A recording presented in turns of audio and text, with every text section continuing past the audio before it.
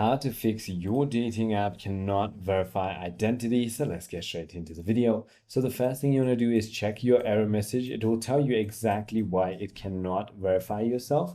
You want to also make sure that you check your documents. Use a government issued ID like passports or driver's license or national ID, and make sure that your ID is not expired, and ensure that the name and the date of birth on your ID matches your profile. You want to also make sure that you are taking clear photos on a good lighting, and keep in mind you want to capture all corners of the document and there should be no blur or glare. If that is not the case, you can also check your internet connection and try toggling between your Wi-Fi and your cellular data, or even just restart your router. Updating an application is a good one as well. You want to go to your App Store or Play Store and check if there are any pending updates. If none of it works, simply try to contact their support team.